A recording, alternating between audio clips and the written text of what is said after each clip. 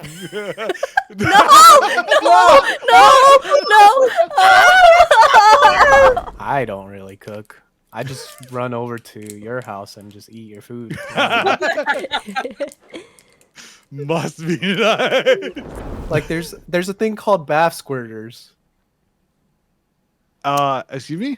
What And is it I'm called like- again? Bath squirters. What is it? Squirters. Bath squirters. Bath squirters. Yes. And like little me had to help escort Tyler 1 through a crowd. So it was like security and me just being like, move out of the way, guys. Back away. Back away, you League fans. Yeah, we kind of look like Draven right now. You do.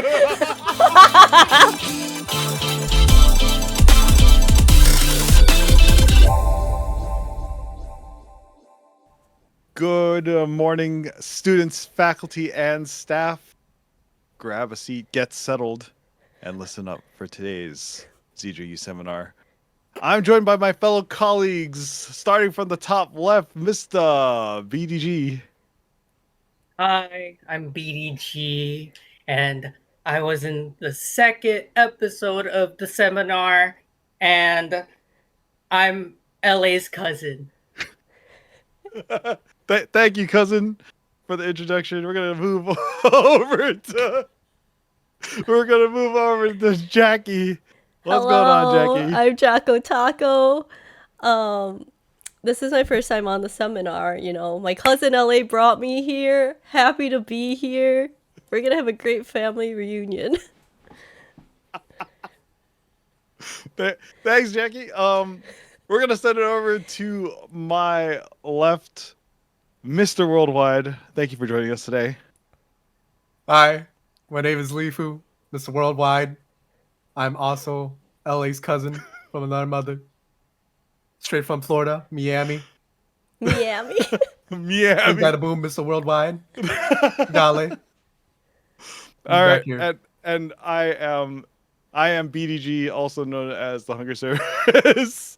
We're gonna be talking about a bunch of great topics today, and we're gonna have a good time. I mean, it was a time getting to this point, but you know we made it. We're here. Yep, So we're here. very very spooky start to the stream. Some hiccups, but it is Halloween, so it makes sense. It's almost Halloween. Spooky. Spooky. I mean, it's Halloween on the East Coast. It's Halloween where Leafu is now. Oh my god, it is. It's Halloween on the East Coast now. Dale. Spooky. So do any of you have any spooky stories? Like anything that like comes to mind when it comes to Halloween? Halloween. Do you guys believe in ghosts? I do believe in ghosts, yes. But do you believe in ghosts in like the Western sense when they're like violent and like I guess Eastern ghosts too could be more violent, but I feel like Eastern ghost stories they tend to be more like nonchalant, like you just exist with the ghost instead of getting like haunted by the ghost. They're more cautionary too. They're like, you better listen to your mom and dad, or else this ghost is gonna come get you. Like kind of thing. At least that's what's like in like some Filipino like backstories, right? I think Yeah, I feel like Filipino growing up with it, it's very, very it's kind of messed up. I feel like part of it is true, but it's also parents say it to their kids just so they can behave and the kids will do whatever the parents will do. Yeah, you go out at night, the moo is gonna get you. Yeah. That's what's gonna happen. You know, I've never dealt with that, like, in terms of my parents' wise, but my grandma always believed in the Koopa Chopper? The Chupacabra! The Sorry, I can't say it capybara? the American. The capybara. The capybara. Capybara. For some reason, this Cantonese grandmother always believed in the Chupacabra. And she's like, the way she said it too, I can't like say it because I don't have her accent, but it was like the cutest thing. I remember as a kid, I'm like, I didn't believe it because it was coming out my grandma's voice. That's interesting because I don't think I've ever talked about ghosts to my Cantonese side, but my family in Indonesia definitely believes in ghosts because they had stories where like at their old house, like my uncle had interactions with the ghost like at their house, and then my little cousin, like his daughter, later on had like similar experiences, but no one else in the house did, which was kind of weird. So spooky. I don't believe in ghosts, but I will also not put myself in situations where that might be when the vibes are bad. I'm out. I'm like, nope. I don't care. I don't know what's going on. It might be a ghost, but I'm not gonna be here to find out. So you would don't never play with the know. Ouija board? Oh God, no. I don't know. No.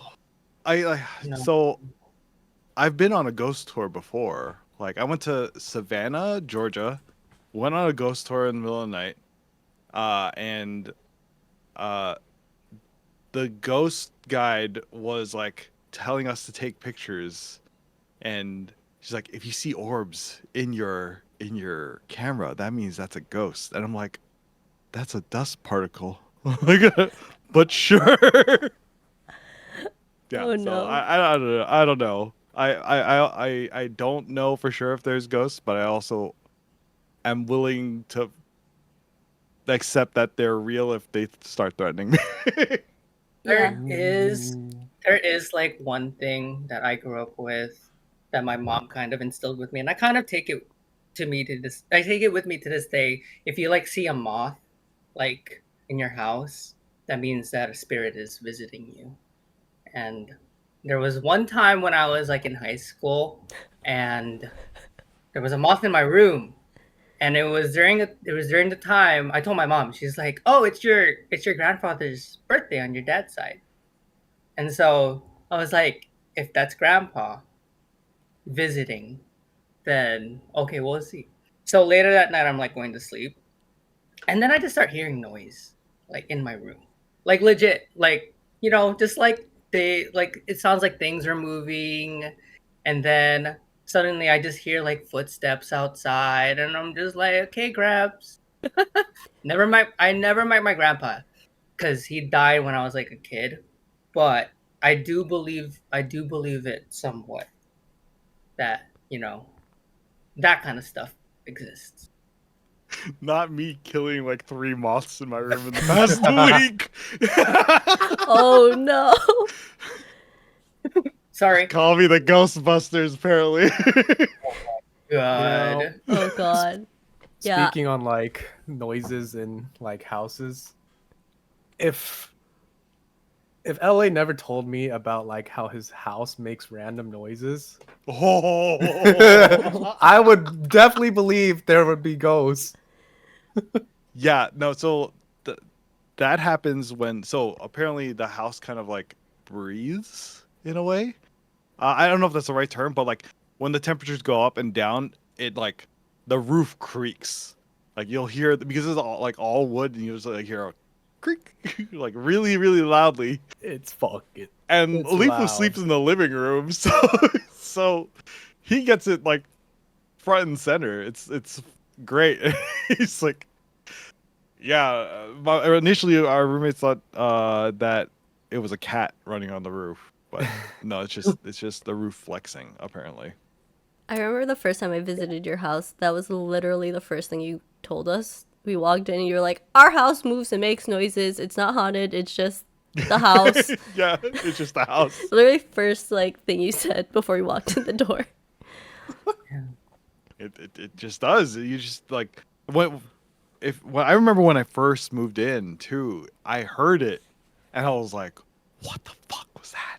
Like, why is it making noises like that? Like, what in the world was that? Is there someone walking upstairs? Is there another room upstairs I don't know about? What's going on? Yeah, no, but once I learned about how like certain wood structures move, I'm like, oh, okay, everything's fine. But you also You killed should- 3 moths in the last week. I killed 3 moths because I leave my windows open. So Oh. Those could have been those could have been ancestors. It's they'll inhabit Wow. another moth. It's Oh fine. my grandson, he's so successful. Oh my god. Oh God, no, yeah, I can't do bugs anyway. Bugs freak me out in all shapes and sizes. So if my ancestors wanted to visit me, they should probably find a different form, like a dog. A bunch of dogs just start showing up at your house. Yo, hey, yo, all right, hey man, that is the way to visit your your ancestors. True. Anyway, moving on. I actually don't know how to transition into this next one, but we got another topic coming up. How's your grocery bill looking nowadays? Scary. Spooky. Very scary. The worst transition. Hey, that's the most scary part. Scary bills. Haunted shopping list. Ooh. I mean, like, what does your typical grocery bill look like? Like, what do you normally buy on a weekly basis, and like, how do you justify it? Oh boy. What do I buy? No. Well, the problem with us is we go grocery shopping maybe like. We travel so much that we're like rarely home and we barely cook, so we eat out a lot. And then Right. when we do get groceries, a majority of them end up not being used. We just throw them out. Oh no. So we're working on it. We're getting better with like pre-cooking stuff, freezing stuff. Mhm. We went grocery shopping yesterday, but it tends to be like when we want to cook something, we just go to the grocery store then to get ingredients. I mean that makes more sense because you know what you're gonna use. Like, True. I mean, like BDG, what do you normally buy at the grocery store? What's gotten more expensive? Oh God. I mean, I usually just buy things based off of necessity. So I don't pay attention to the price only because it's just like, okay, I need it, whatever. Right. I don't. The only thing that I've noticed that's always inconsistent is gas. That's the only thing that I'm always like frustrated about on a given day. Or on a given day of the week when I need to. I mean, how much is gas on island? Like, I think right now, well, it's been wavering between like $4.50 and like high $4, like close to $5 now. I mean, it's not as bad as other places, but when you live on an island, that is just you have a lot of imports, and because of everything's imported, kind of have to deal with price hikes. Then it's kind of yeah, but I don't know why I'm so fixated on gas prices when when imports are very expensive here in Hawaii. Dude, but the grocery stores in Hawaii are bussin'. The food Oh, you get yeah. is so good. Yeah. Andy and I visited recently, and all we did was go to grocery stores. It was lit. 7-Eleven. Yeah. 7-Eleven. wow, God, I Just just Masubi's want everywhere. a bunch of musubi, like just drown me in musubi. Yeah. I love Spamasubi. Actually, your gas prices aren't too much different from here in California. Like, I think I just paid like $4.65 for gas a gallon, which is, I mean, I went to Costco. I don't know. What about you, Leaf? Like, what does it look like for you right now? Spent $5.40 for gas. $5.40. $5.40 for gas. Same here. That's scary. That's scary. What the heck? Ooh, inelastic demand. Ooh. Ooh. Well, all right. So, like, as far as like food's concerned, like, what is one thing you are always going to be willing to pay for, no matter Spamasubi. no matter what the Wait. cost is? Do you have Sushi. any? Spam. Oh yeah, one of those. We love Spamasubi. Yeah, like what is something that you'll like always be willing to buy, like snacks wise? I mean, like we know the cost of like a bag of Doritos is like $6. Like, wow, and then like it's half of its air, right? But like, Right. what are you willing to pay for? Like, I'm willing to pay for these Kit Kats. No! No!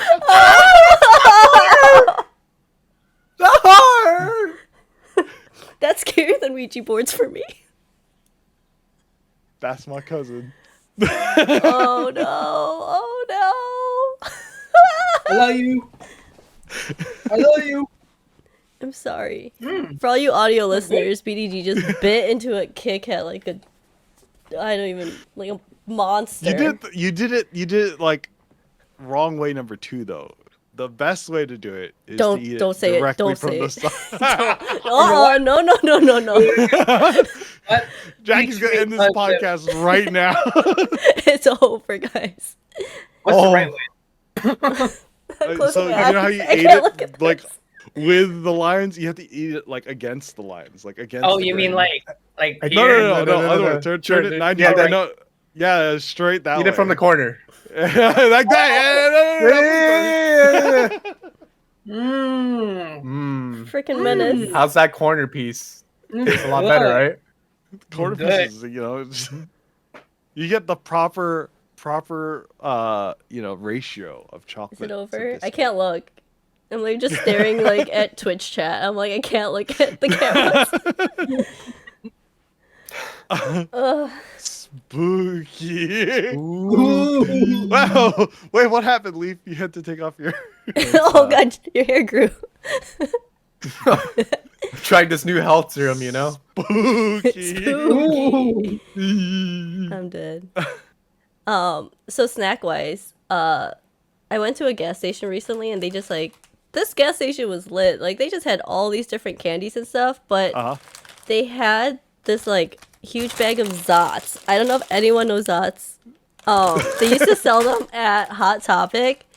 These are my shit. Like they're so good. It's basically like a Jolly Rancher, but it has like this powder in the center of it that like fizzes. They're so good. So it's a Jolly Rancher and a Pixie Stick put together. pretty much. Basically. Well, Or Pop Rocks. Pop Rocks, yeah. I was like, Pixie Sticks don't Pop really Rocks. fizzle, but yeah, it's like Pop Rocks. Yeah. So as a teenager, I would always go to Hot Topic just to get these. And then I've never seen them outside of Hot Topic, which I don't know if it's because I don't really search for candy and I just stumbled upon them at Hot Topic, but yeah, they had them at this random gas station and it was the most excited I've been in a while. So Do they still have them at Hot Topic? I don't know actually. We'll look it It's up. like, when's the last time you walked into a Hot Topic as an adult? As an adult? Maybe a couple months ago. To buy something. I don't know. I was in high school the last time I went to Hot Topic. Dude, we love Hot Topic, baby. Oh The dang! edge lords. Yeah. Did you Yeah. did you shop at Hot Topic, Leafu? I think I shopped there like once when I was going through my angsty phase, like in middle school. But then I just grew up and then became a nerd. What? You grew up? That's crazy. That's crazy. That's crazy. I grew like 1 inch and then I became a nerd. And then I grew up like 7 inches and then I'm Leafu. Oh, you Well, were a little bud. Hot Topic does not have it on their website. Oh. But Okay, I also don't know if they would sell candy on a website. Oh yeah. What's- I mean, What's you can get what's the candy called? Zots. Zots. Z-O-T-S. ZOTZ. Oh, never mind. Yeah, you gotta I'll be look it up. angsty. 2 Z's, baby. Hey, yo. If you Well, look I it mean, up. Fizz Power we all- Candy. we all kind of grew out of Hot Topic, which means we all kind of grew up as far as like food's concerned. Like, as far as like food is concerned, because like I mean, we can't eat Zots every day. Like, do you find yourself cooking on your own a lot recently? I mean, you kind of answered that already, Jackie. But like, Leaf and BDG, like, do you find yourself cooking for yourself often, or like, is there some things that you like cooking? I don't really cook. I just run over to your house and just eat your food. Must be nice. Hey man, I got a chef that lives like 20 minutes away from me. Why do I need to cook? Fair. came in. But for me, I guess it just depends on time. Mhm. But if anything, I think the first thing I cooked was like eggs, corned beef, Oh yeah. and then I still cook the same thing, and I don't do anything else but eggs and corned beef. Dude, And if same. it's anything else, then somebody else cooked it. Yeah, the first thing I learned how to cook was Indomie, which is like Indonesian ramen. And I used to make that all the time. That and like a fried egg. Oh, yeah. So good. So that's what I grew up cooking. That's still what I eat. I eat that. I eat dino nuggets. Bless Andy's soul. He went grocery shopping and came back with like 2 bags of dino nuggets. Like, here, I got these for you. And I was like, yeah. So nothing's changed. I eat It's like a alright. child. I have dino nuggies in my freezer as well. We love my dino God. nuggies. I mean, like, dino nuggies are like, I mean, just nuggets and like eggs and corned beef. That's all like nostalgia, right? Like that's all like stuff we ate growing up, right? So like considering that, like, do you feel that, and like in the media today, there's like a ton of just nostalgia bombs, like I like Barbie, like remakes of old movies and old series, like what, like, how do you feel about like the role of nostalgia in our lives today, as far as the, like, not only in food but like in popular culture? I love it personally. Like anytime anything comes back from the past, I'm like, hell yeah! I get so hyped. It's my No, I do culture. too. Yeah, that's. I think. Well, I think it's nice to see things from an adult's perspective and looking back at the things that I grew up on. And I grew up on cartoons. Like I grew up like I'm religiously watching cartoons when I was a kid. And as an adult, I kind of see that cartoons weren't just for us as kids, but it was also for adults too. And you kind of go back and you're just like, wow, they made that. I kind of get that joke that they made and they snuck in there. Very inappropriate, but it just flew right on top of my head. It just flew right past me. Yeah. What do you think, Leaf? You know, I work around like a lot of toys, so a lot of things I'm like, oh, that's pretty cool. It's like things we had back then, like all these action figures. I'm like, it brings me back. I'm like, and then I just see like certain products as an adult. I'm like, are you sure that's like kid friendly? Like there's a thing called bath squirters. Excuse me? Except what And what I'm is it called like, again? bath I squirters. What is it? Bath squirters. Bath You- squirters. Yes. Is it like a fizzy Go bath on. bomb? No, it's literally you. It's kind of like you put it in the bathtub, like you squeeze it, and then water sucks it up, and then you like squirt the water out of it. You know, innocent for a kid, but then like seeing it when as an adult, I'm just like, that's definitely someone making this new and adult would just be like, huh. I think that's innocent. I think like with babies and bath time, you gotta keep them preoccupied. Yeah. It's like a water gun. Oh, yeah. I guess you can't Exactly. call it a water gun anymore. I don't know. Like, I don't know. I'm just guessing. Like, what would be sensitive? You know. Well, I mean, so we're going back to nostalgia. I'm like kind of worried in a way that, like, are we just recycling everything? But at the same time, I don't think there's anything particularly new under the sun. Because, like, you know, you could always remake. For me, you could always remake an old recipe, and like no one, like, any which way you've probably decided to make it, there's not a lot of ways that could be done differently. And I feel like that's the same with a lot of popular media nowadays. Is like, yeah, like, we know this formula works, So why don't we keep using it? And in one way, it's like are people are studios being lazy by investing in safe things, or and is that stifling people who have like great ideas from doing new things? So I'm not sure. I love nostalgia. Don't get me wrong. Like I will play a Mario game over. I'm gonna buy the new Super Mario RPG game, the remake, because I love that game because that's such a nostalgia bomb for me. But uh, is that like taking away from me like experiencing like I don't know Starfield or something? Because I haven't bought Starfield yet. I want to, but I'm like clinging to my like nostalgia Mario game over here. I think for me it's interesting because like my opinions on it are split between like different types of media. Like I don't mind video games being remade as much because I feel like there's always an influx of like new games being made, and like I don't think the remakes hinder that. I don't like all the TV show and movie remakes.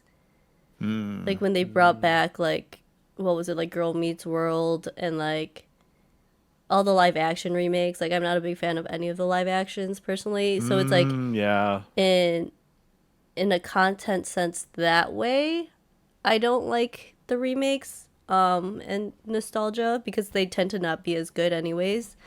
But I feel like video game remakes aren't as bad. Or like I haven't heard a lot of negative things about video game remakes as much as I have for like television movies. And then fashion too. I actually don't mind fashion recycling itself in like the form of like vintage stuff and whatnot. I think it's kind of fun to see like how generations are like changing things. But yeah, I think it's mainly Yeah. just TV and film for me.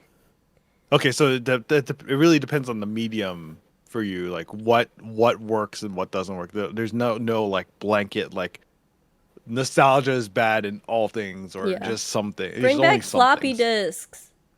Why? Wait, yeah, but our computers and laptops don't support it anymore. What are you gonna do with it? I want a 3D printed save icon.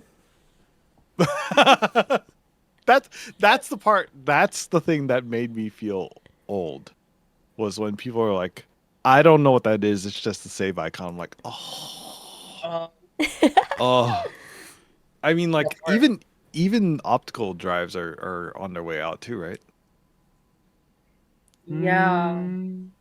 Mm. Like Blu-rays too. Yeah, Aren't Blu-rays. aren't people? Dude, somebody said that Pete Davidson was buying DVDs, and then because they're gonna be like worth so much more in the future. And that's what I heard. Somebody said that, and I'm like, oh, like, He's Oh. investing. He's investing for the future. You just got a stack of DVDs. yeah, I'm just gonna get a sack of DVDs. Like, bro, what the heck? But yeah, that's what I heard. DVDs. You guys still have CDs? I just bought a CD recently, actually, like maybe like 3 weeks ago. I went to and the new Animate store here in Torrance. And if you don't know Animate's like a big like Japanese like anime store. And I bought a CD from like one of my new favorite animes called Bocchi the Rock. And the problem is I don't have anything to play it yet. I need to buy an optical drive, so because I don't own like an Xbox or PS4 or anything like that. I don't have anything with an optical drive in it.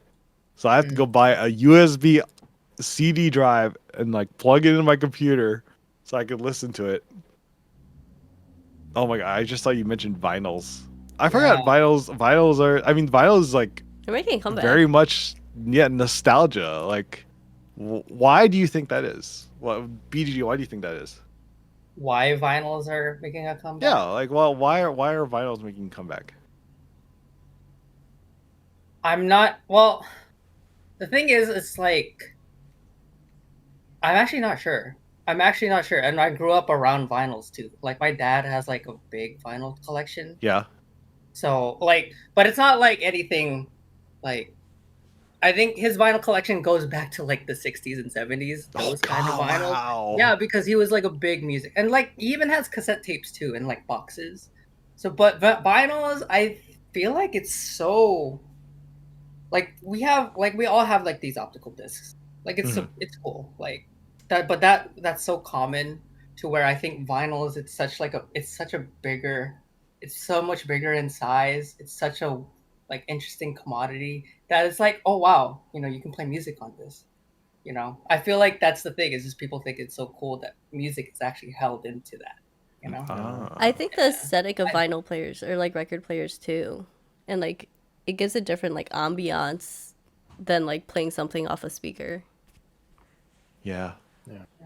And I'm pulling from the chat right now. And to add to like kind of that aesthetic, like Polaroid cameras, I think having like something physical, like in such a digital time, it's like a nice refresh.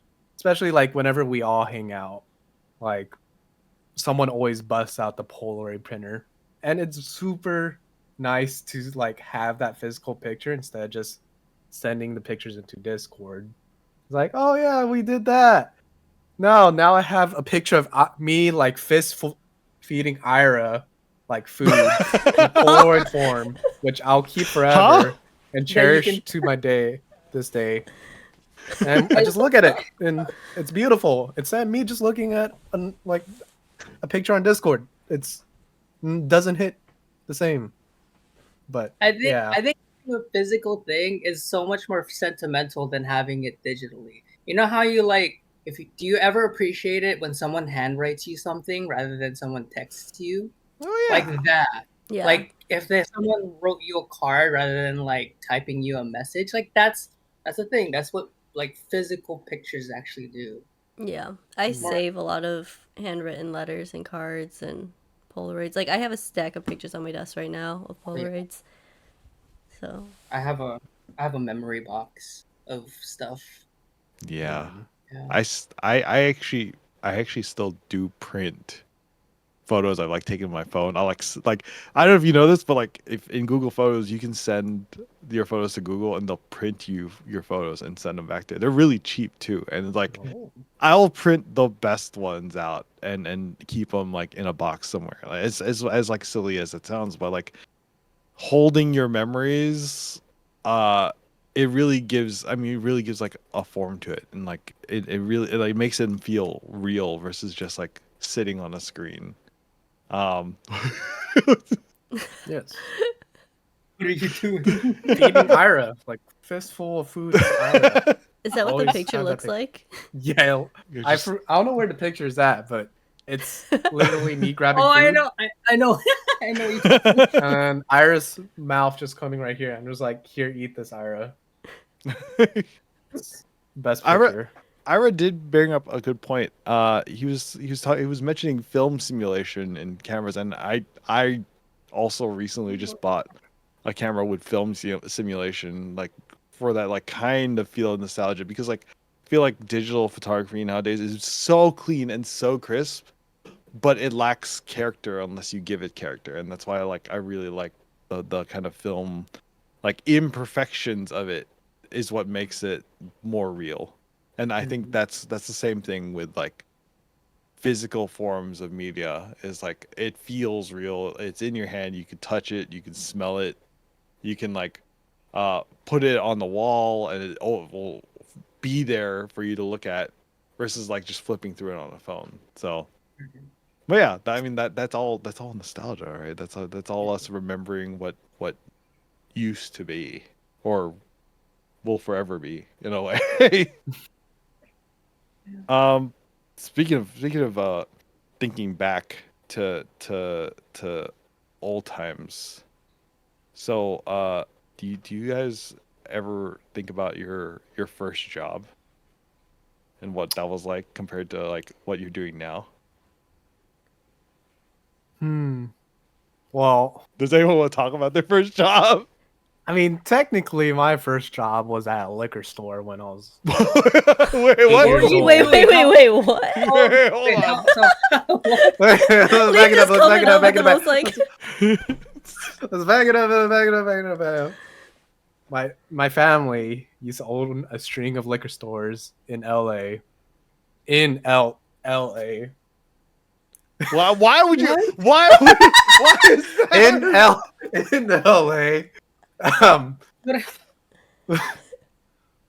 ain't like Also- that, man. Yes. They own a string of liquor stores in LA. And so the way that I would hang out with my dad, as my dad would like me to hang out when I'm growing up, so I can be with him and grow up and have a father figure. That sounded really weird. Sorry. But yes, he would take me to the liquor store. He would sit me down. I would be that 8-year-old cashier who says that would help out my dad. It's like, hi, would you like a paper bag or plastic? Plastic, okay. Put stuff. Of course, I can't check IV. But yeah, that technically was my first job. Did you get paid But- for it? Absolutely not. My dad always said Hold on. So it was a chore. it was a chore. It was like child labor, It was because- Oh exploiting no. You were for you child were labor. you had something to do. It's convenient. You Yeah. know? Yes. Less bodies. Exactly. And that's how I spent my summers as a kid. But if you want to say my real first job, I was a lunch lady. Lunch lady. My first actual pay was a lunch lady at my high school. So I got paid Ooh. minimum wage, and I worked like maybe 3 hours a day. So it was good money. It was like $500 each month I would get for working in cafeteria. I get free food. Mhm. Pretty solid first job, if you ask me. That's interesting. I didn't know that was an option. Like, so they just like fit that in the middle of your like school day. So how it worked is you either can just work lunch, which is your shift is 30 minutes long, and you just get paid for those 30 minutes. Okay.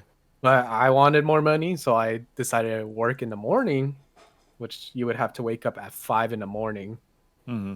to I would get to school. It looked like a freaking ghost town. Spooky. Spooky. Spooky. But yeah, I would work in the morning, and then I would work all the way until first zero period, and then go to class. Oh shoot. Dang. Wow. So, Heck. hey man, I got all the free food. That's why I'm probably hit my growth spurt really hard. So I got all the free food. I ate like 7 meals a day. Hey, You were taken care of. Yeah, ate 7 meals. I'm not gonna lie, Oh, there's that was- sometimes where I crave high school lunches, like Bosco sticks or like chicken on a biscuit, like going Ooh. back to Munchies and Blast from the Past and Oh, Nostalgia. Nostalgia. Where- So Nostalgia. good. Nostalgia. What about you, BDG? What's the first job you've ever taken on?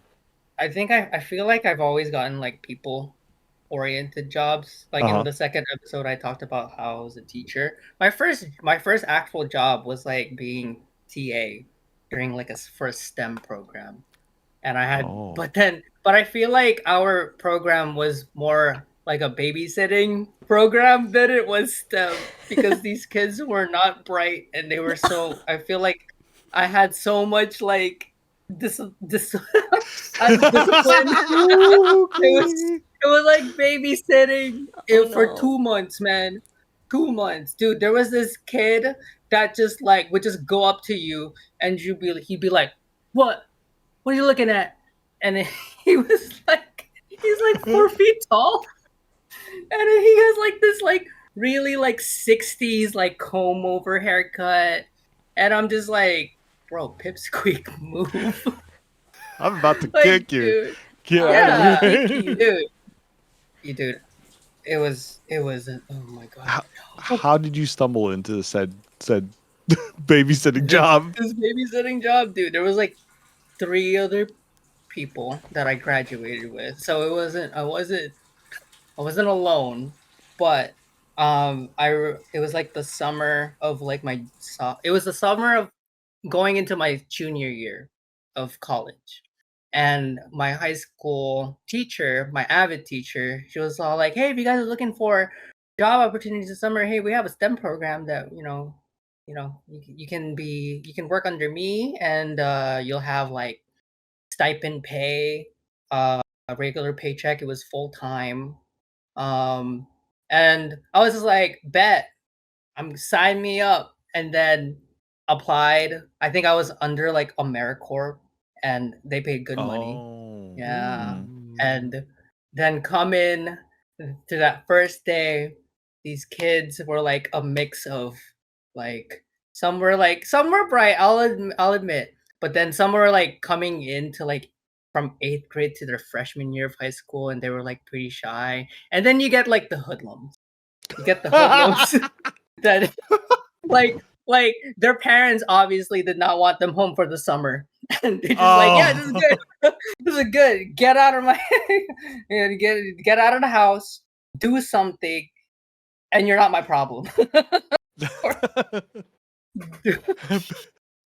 Squeak. Yeah. Hoodlum. No, it was great because these kids, I think halfway through, they kind of grew on us. I remember I had to like watch them in the classroom because we had to separate them into groups. And I remember I had this one kid named Jalen, and he was funny. Like he was like I'll say he was one of my favorites. And then one day Jalen just like leaves. He just leaves the classroom. I didn't know where he went. And then I'm like, guys, where's Jalen? And then one of the hoodlums was like, oh, I think Jalen's in the bathroom whacking his clown. I'm like, okay. Okay. All right. All right. Oh no. I'm not gonna Good, ask he's- what he's- it is, but He's in the bathroom. That's all I need to know. Thank you. It's like, Oh no. ah. That poor Yeah. kid coming back to class and everyone just looking at him too. Like, took you a while, didn't it? Yeah. gotcha. God. Oh What about you, boy. Jackie? My first job, I guess, my first like paid job was being a soccer referee when I was like 13 years old. Like that made good money. Like we were getting paid like 25 to like $28 per game. And games were like an hour, right? And like as a high schooler, I'm like, I'm rich, baby. But it came up with a lot of like weird tension from adults because like people got really into their kids' games. Like these are like kindergartners like who didn't they were picking grass, like they didn't know what was going on, and the parents are like, they're offsides, ref, what are you doing? And it's like they don't even know how to kick a ball. Like so it was really interesting because like there were a lot of parents and coaches who were very like rude to these children referees, but then there were also Yeah. adults who would like stick up for us too and be like, hey, like they're kids, would you talk to your kid like that? And then all these like mad coaches like stomping off and whatnot. But I think that also taught me how to like stand up for myself more because like as a kid I would like cry, like burst into tears, like I ruined the soccer game, and then like my dad would like, they're not gonna remember next week, and I'm like, you right. And like since then I was like little 13-year-old me just like, nope, I stand by my call. Just like yelling at these adults who are looking down on me. Yeah, just like Hey. hey, in my bright yellow like uniform. Offsides. Yeah, back when kids touched grass. Offsides. Yeah. Dang. How long did you do that for? For a couple years. Like we would do it for the rec leagues, and then I also did it for like tournaments. And the tournaments were paid the big bucks, which was fun because that was my first time riding in golf carts. Woo! As a kid, just like zooming past people who are walking, carrying all their stuff. It's like, yeah. Were you even allowed to drive them, or were you I just wasn't like allowed to riding drive them? it. I was just riding in them. Oh, okay. Because they're like, we gotta take you to field 6 for the next game. And I'm like, all right, with like my giant Gatorade for free. And I'm like living the life. But yeah. um, How about you? I right out of high school is when I started working. I was looking for something in between the end of high school and university, and my aunt at the time was like, "There's a moth in my room." Sorry. Spooky. Don't kill it. Don't you dare kill it. Your ancestors are visiting you. God, I got rid of all of you. Um, and my aunt worked for the Department of Transportation, of Florida, and I was like, sure, I'll take whatever job. It's like if it pays like $10 an hour, I'm like, bet, like that's great. Like, she's like, you'll be working full time for 3 months. I was like, I'm making $800 a week or a paycheck. Bet, let's go. But it was the most boring job I have ever worked in my life. And that's what initially scared me off of like going toward a profession that was in an office. I was like, oh, I don't want to be there. Like, but like I also didn't take into account like all those people that I was working with. They were all lifers. They had been there for like 20 years. They're all working in the accounting department. They were just set. They were just riding it until they got to their pension. And it was just me moving files around, and then me mailing like multi-million dollar paychecks to engineering firms. And I would be like packing these envelopes, reading the check, and be like, oh, if I knew how to steal these, I would totally. Oops, one went missing. Oh man, $3 million must be nice. But that's what I did for a summer. I like went to university and I came back the next summer and worked that job for like another month and a half, and I was like, I'm done. I'm gonna get out of here. And that's the summer I started working as a delivery driver for the restaurant, which eventually I became a sushi chef for, et cetera, et cetera. And the rest kind of History. flows from that decision pretty much. Wow. Just one job. You were like, nope. Not going Yeah, to. yeah, no, it was that bad because like there was like petty office politics just in that section. And I think one time I was like writing on boxes, and another temp was like getting upset with me for doing my job because the smell was annoying him. Not necessarily. I was like, because like I guess he was new and he was trying to climb, but like when I got back to the office, everyone knew who I was already. Everyone was like friendly with me and stuff. So like he was just trying to start shit to like knock me off my pedestal, the pedestal, that the supposed pedestal I was on.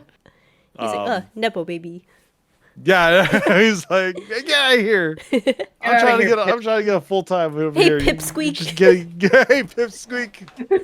Yeah, hoodlum with your permanent marker. Get that graffiti out of here.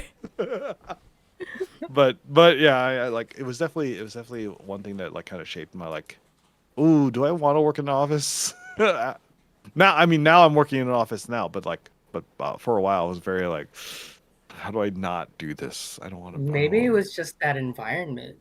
Yeah, Maybe not. that just wasn't for you, you know. Yeah, and I see that now because like I'm in a relatively good environment.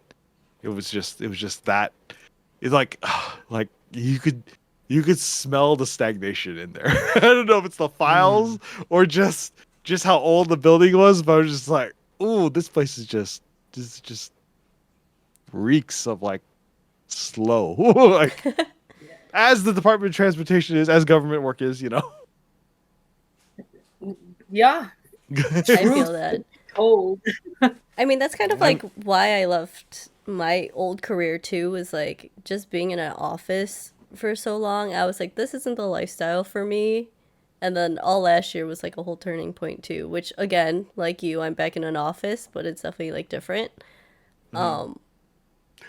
But yeah, going into like non-traditional jobs, I guess like the weirdest one I've had was last year during the pandemic. I was basically a COVID tech, which was like for a lot of productions and events, like you had to get COVID tested for these things. And then being in LA, like in Hollywood, I was doing COVID tests on like celebrities, like Uh-huh. for premiere events, and like it was such a random job, but it was very like it humanized the celebrities for me a lot. Like when you're sticking up a Q-tip into like a famous person's like nose, and like it's just so like okay, you're just like another person.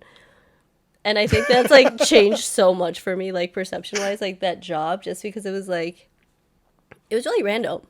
And like before the pandemic, you would never think that like that would be a job, right? Uh-huh. To do these things. But also like being in LA too, just like being in production and like TV and film and stuff too.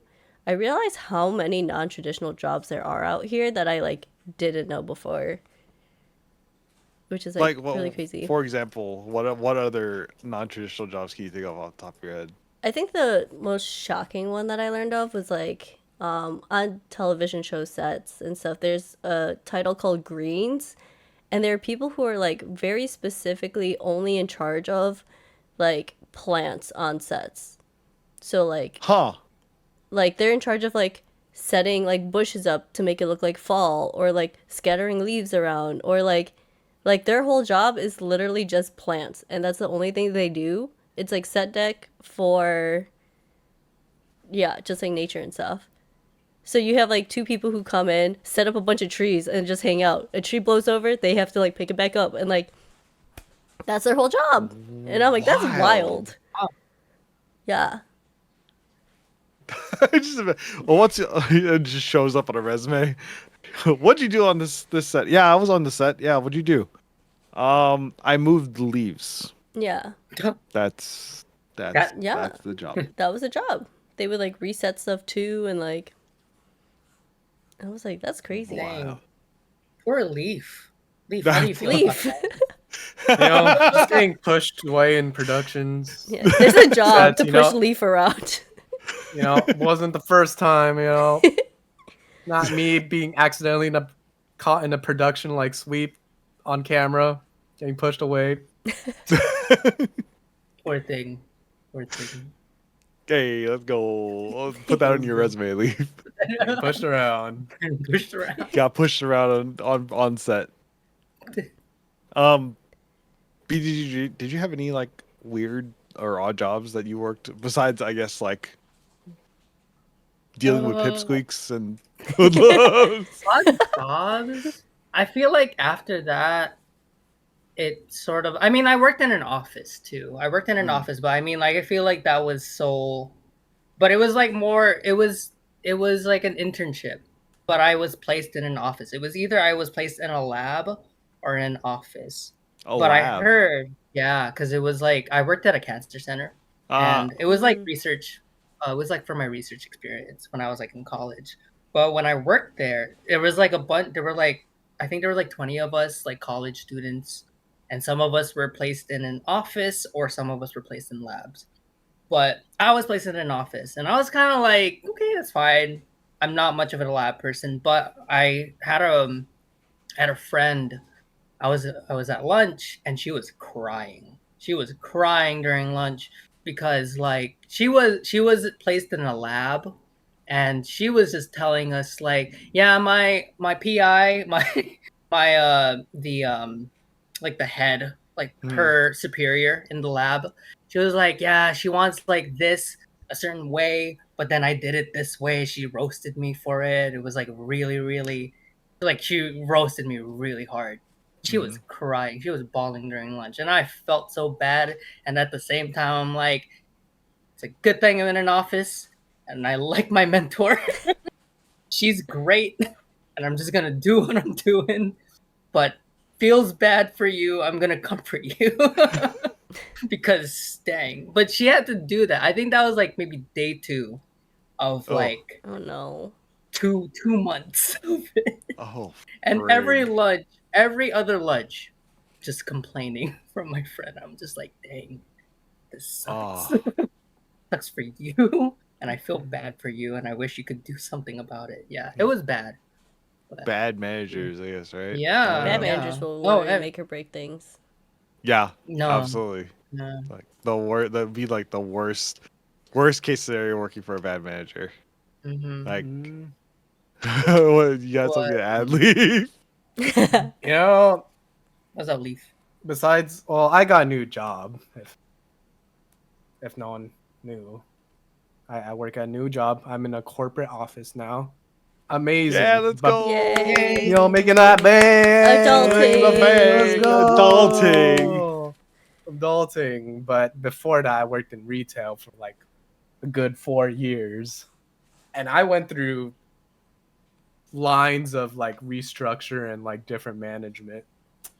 And, you know, those like last 6 months working there, it was like a true test of me not ending up on a subreddit on public freakouts. It was a good test because some of those managers really definitely tested me to a point I'm like, yo, I'm gonna show up on the subreddit tonight, guys. Is this bad?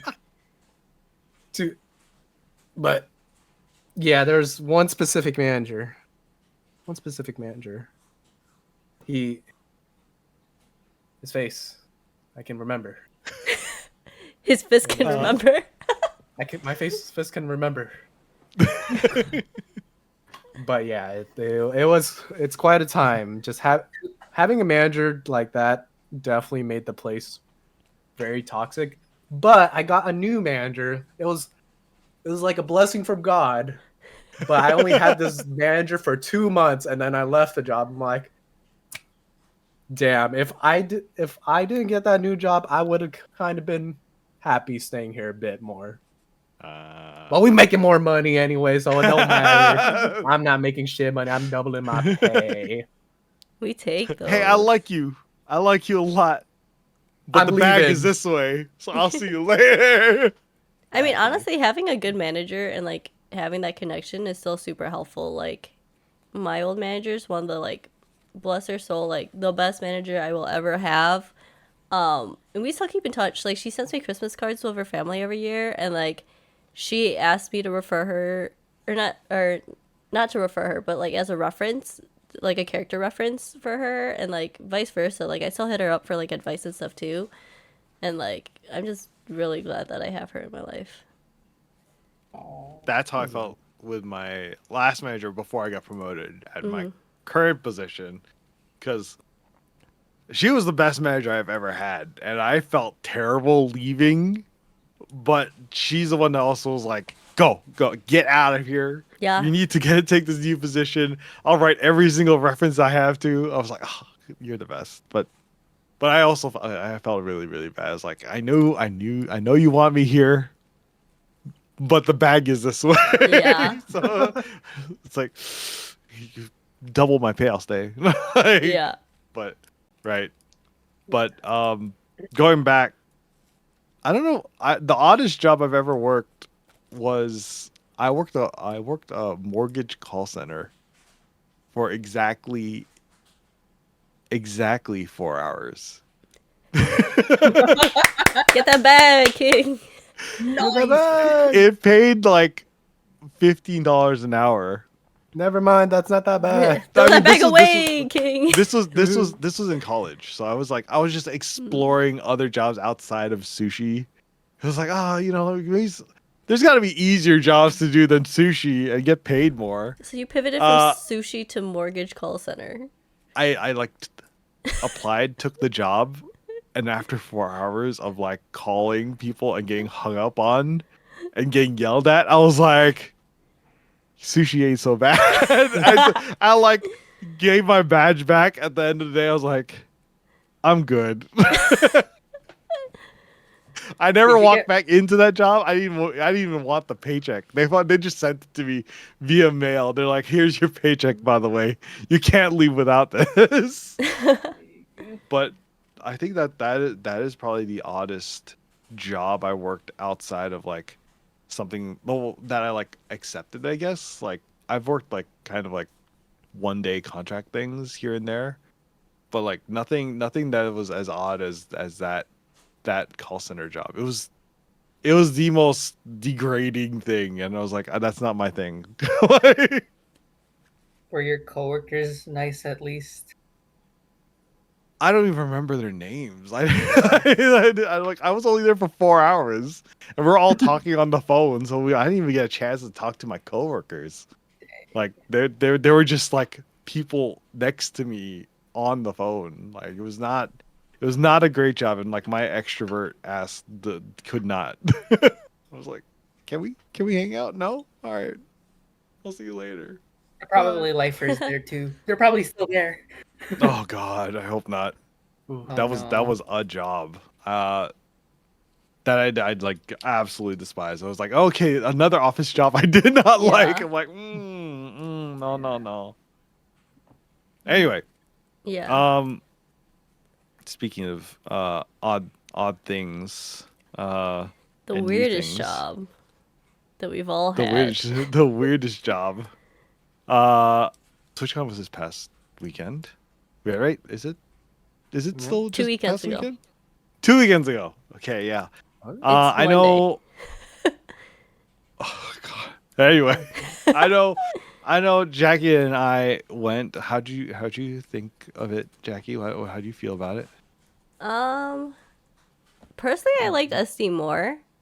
Yeah. But I also think part of that is because SD was my first TwitchCon, so it was my first time meeting a lot of people.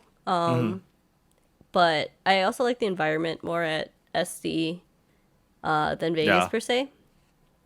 Just because everything was like really spread out, and so it felt like it was overwhelming how much there was to do. So everyone was just like everywhere.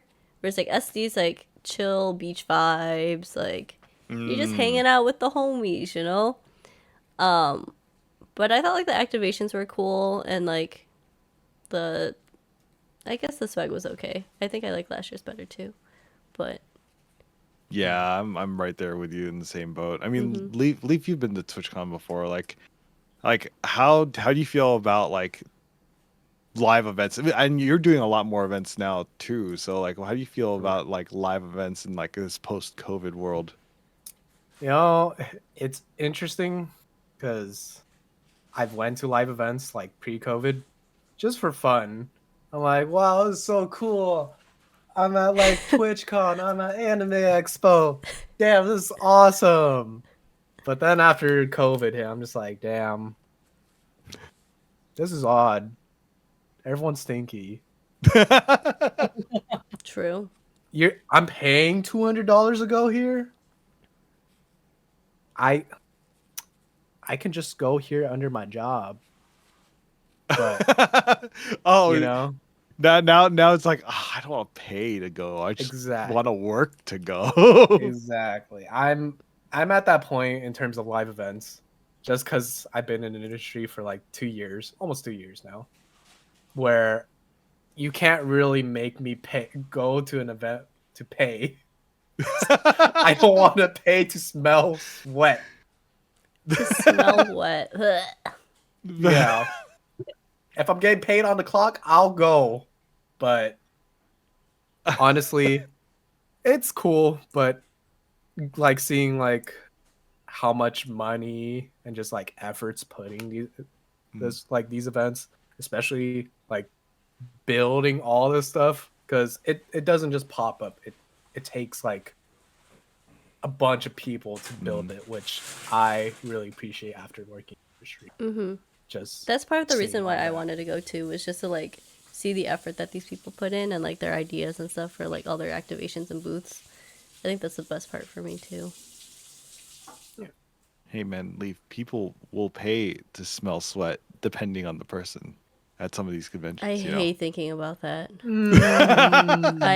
That's actually one of the bigger streamers that I saw at TwitchCon was Amaranth, and just like seeing her line, I was just like, ugh, like, like this poor girl. But also she's getting her bag, so you know, pop off, sis. Yeah, you know, she gave her bag, right? Like whatever for the bag, you know. If people are willing to pay, then God damn it, just do it. Yeah. BDG, I know you didn't go to TwitchCon and haven't been to TwitchCon I thus have far. not. Yeah. Uh, I think the closest I went was 2019, which I backed out of, unfortunately. I could have gone, but yeah, that it is what it is. Yeah. I think um, that, but yeah. Sorry. What were you gonna uh, say? but, was is there a one? Would you like to go to TwitchCon at some point? And if not, like, is there any other like big events that you're like been like eyeing that you want to check out and why? Um, I think at some point I do want to go to TwitchCon one day. If not, it's not a big deal. I feel like I would go more to see friends than Mhm. anything. Yeah. I feel like the convention, as long as people go, I'm that person of like, if you go, then I'll tag along. Freaking- if you go, I That's go. how I That's a work. Yeah, dangerous The dangerous way statement. that's how I to work. live. Mhm. But, but yeah, mostly if I just see friends. Yeah, and if anything, the past conventions I've gone to in general, I've gone to the one on Island, which is Kawaii Con, which is the Mhm. anime convention. I went with two friends. I went with ZJA and then our other friend Will. It was like back in 2018. It was like our first time, and it was just a lot of weebs. Dude, Smelly, stinky. surprisingly, they weren't smelly. They weren't smelly. They were pretty well. They practiced good hygiene. And we good. went for all like we went all weekend. So it's like we haven't smelled a bad weeb all weekend. So. Haven't smelled a bad weed in my life. That's And a I win in hope my to books. never. Yeah. Hmm. I mean, I want to go to like a Comic Con or an anime con of some sort, but I think after the pandemic, like, I love my personal space, and every time there's a con, I just see the pictures of like the line management and like the amount of people, and it gives me so much anxiety. I want to go to Why a Comic Con too. you get in with That's a person that works in the industry with an exhibitor pass. This guy, Mr. So you Worldwide can over just hand here. out Your wa- exhibitor your- pass? Wait, wait. Is that what you're Your saying, book. Mr. Worldwide? I didn't say it. Me personally, I didn't say it, but What? Freaking- Dollar. wait. Mr. Worldwide, All right, you hear to hear first, guys. I'll bring you to the conventions. All right, Hit up Pitbull if you want to go to a convention. I'll take you to conventions. He'll take you. You heard it here first. Dale. Are you gonna pay for my hotel too? Maybe the motel, but I don't know about the hotel. Maybe Mr. the Worldwide. Holiday Inn. Mr. Where'd Leaf go? Oh, there he is. Oh, and there you Oh, go. welcome back, Dang, Oh, thank welcome you. back. cousin. How Cousin. how big was the convention you went to, BDG? Like, how many people would you like say? Probably. I mean, it's an island.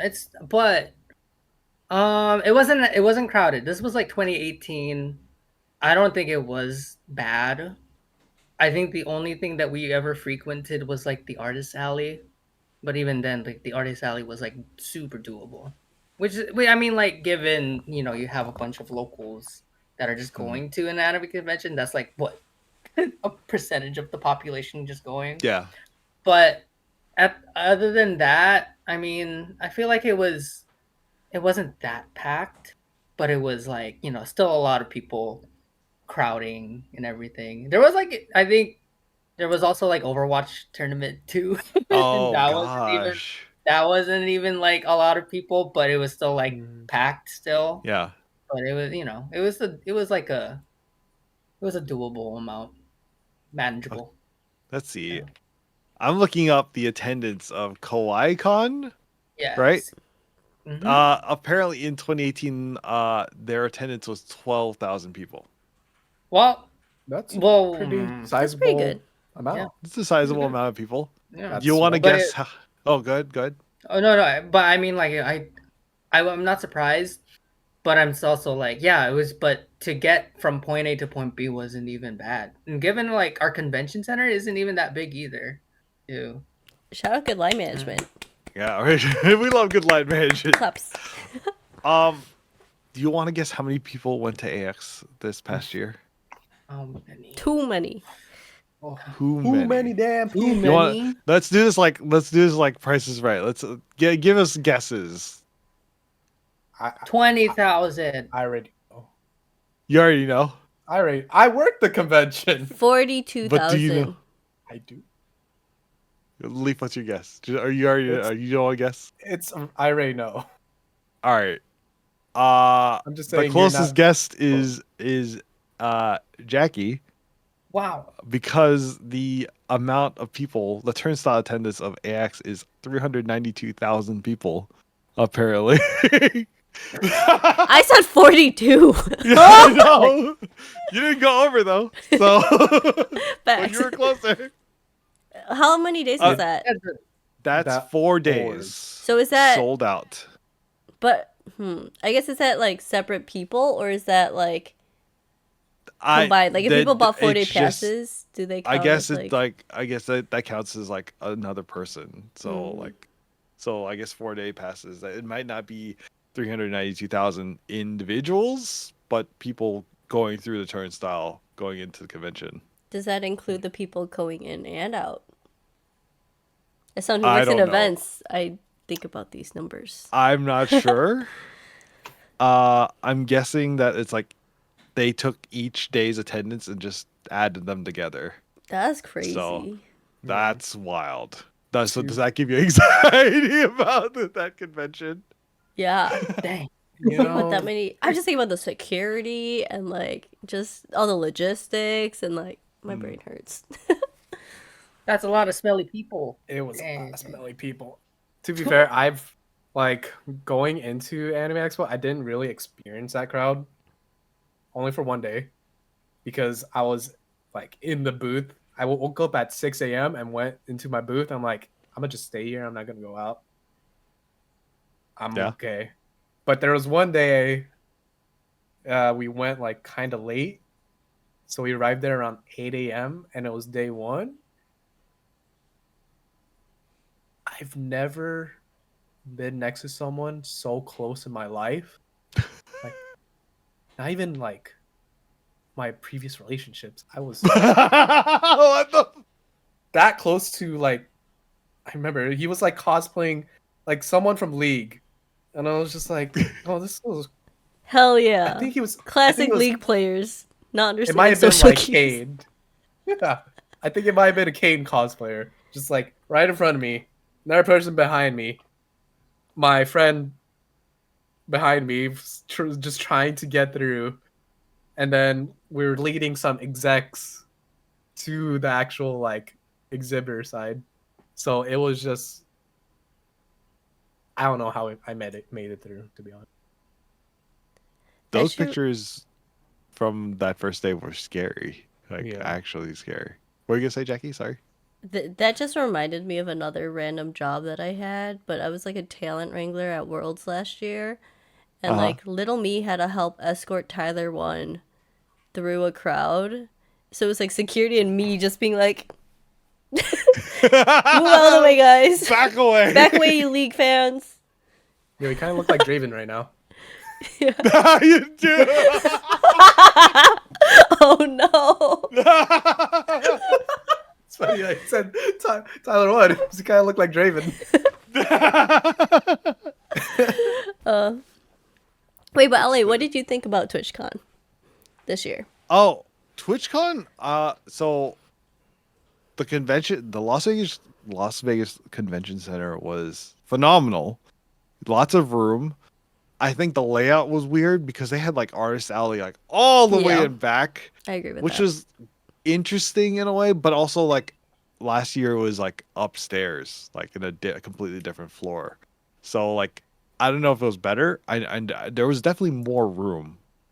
I don't know if like they could have filled out the room a little bit more too. Mm-hmm. There was a lot to do, but like there was like I know there's a balance to be had between like making sure there's enough room and making sure there's like enough things to do.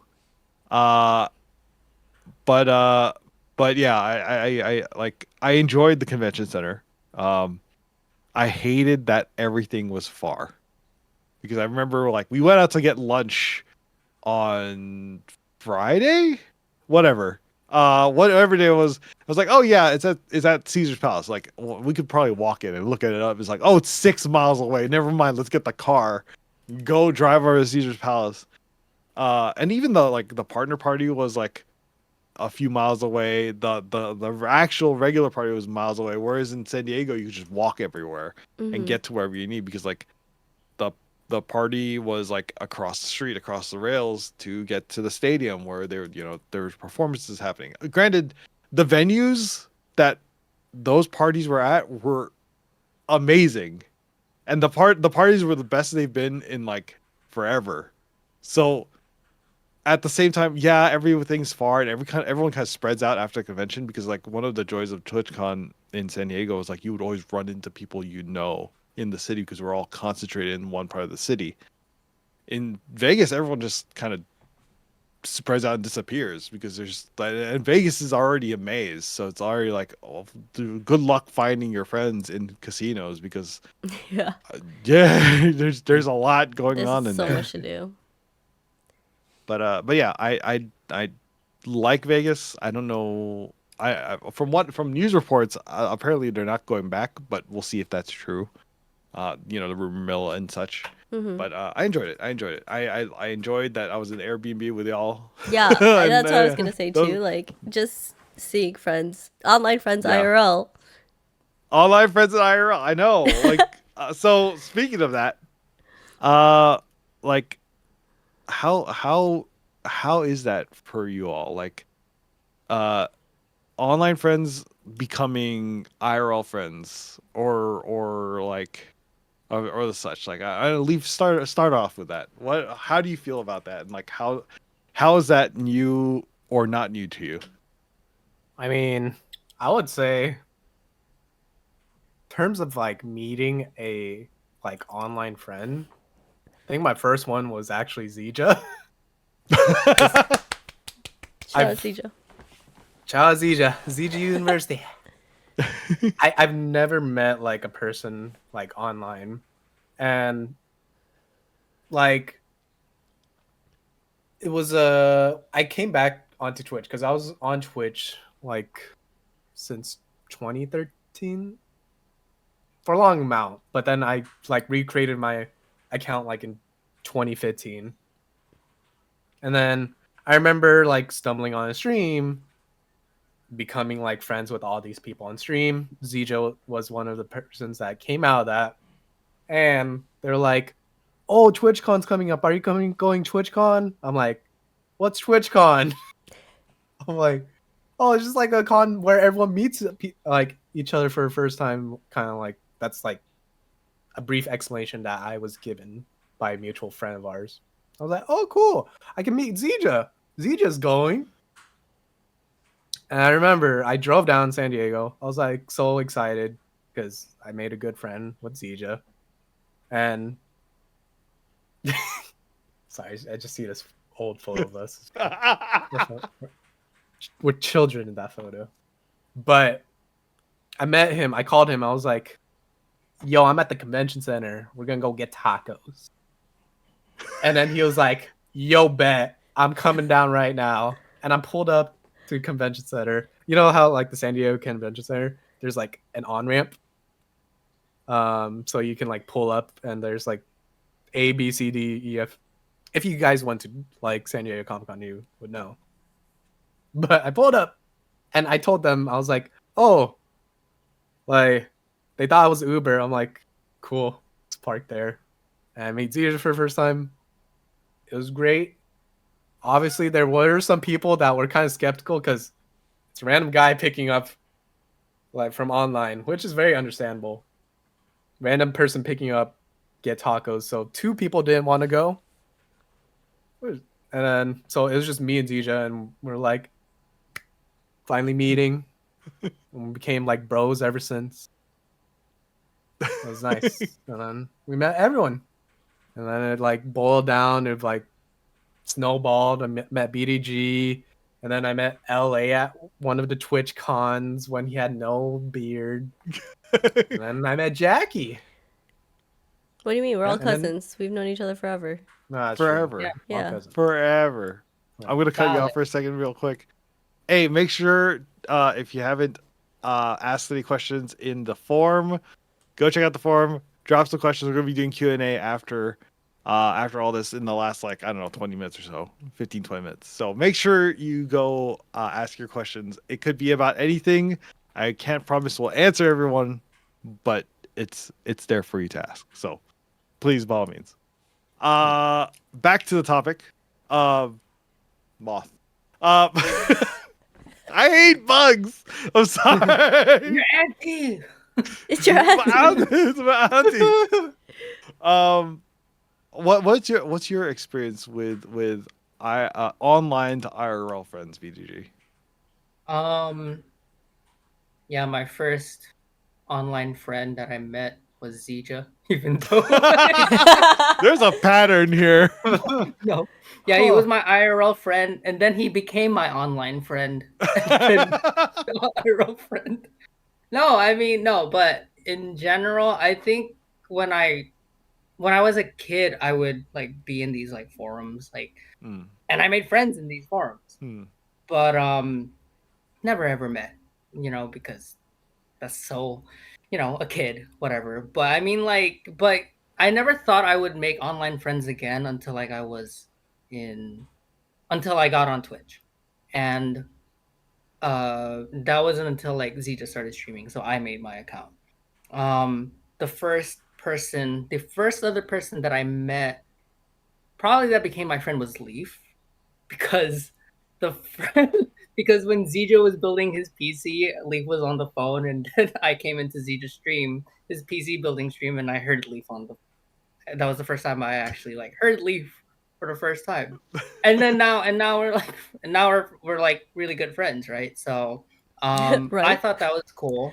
Right? Leaf? Right. We're friends, right? Right. Right. Yeah. But Friends. but I don't think at the time I would have thought I'd meet Leaf. But it was, it's surreal when you see your friends that you made online now like in the flesh. And it's not just Leaf. It was like Ariel. I met Merc. I met my girlfriend. I was like, you're gonna say it, right? You're gonna say it, right? Right. You're not gonna forget Aizu, I are mean- you? But I mean, yeah, so yeah, I was forgetting somebody else. But right?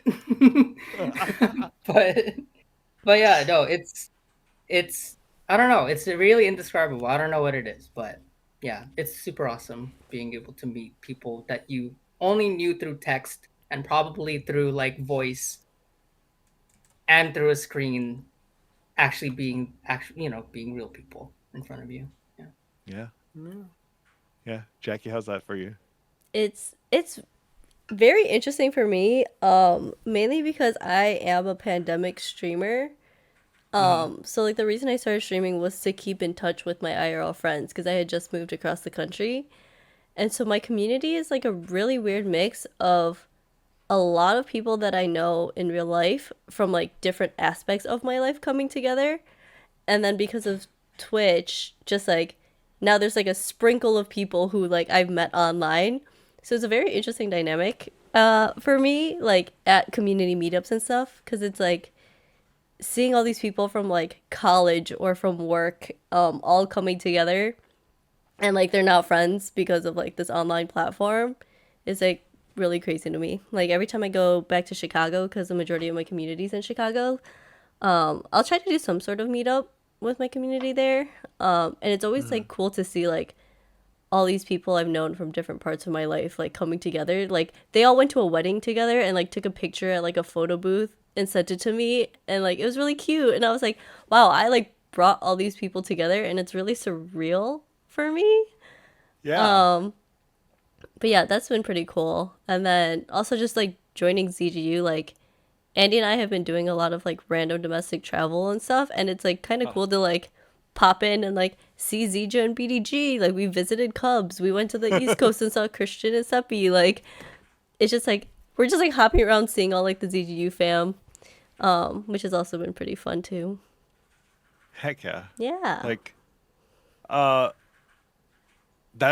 that's wild. Like, you know, and it's wild to think about that. Like, you're like, okay, I've made these connections with people online, and then all of a sudden, like, hey, we're gonna visit and like like hang out with you. Like, Yeah. like that's cool. Like, I remember one of my first like online like strong like community interactions was I was playing a lot of Counter-Strike. 1.6, like the whole pixel. Oh Yeah. yeah, dog. And I had stumbled into a forum and like like what is it, IRC chat or whatever. Freaking this is ancient times, Nostalgic. right? God, Good man. nostalgia, right? And I would play Counter Strike with these guys all the time after school, after college, and they were like in Canada, in Germany, in England, in like Texas, California. We were all over the place. And after a while, that died down, but those connections still stuck with me.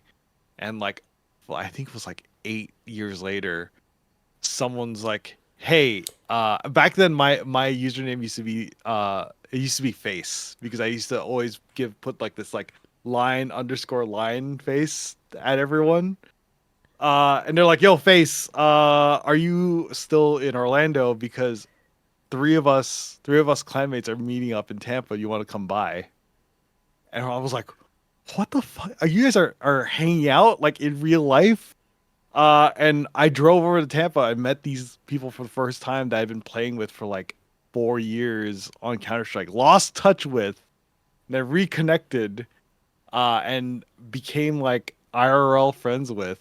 And like it's like a surreal thing because like even on Counter Strike, there's no face cams. Like there were like and back then like face cams were like a rarity, right? Unless you like actually went and Skyped someone.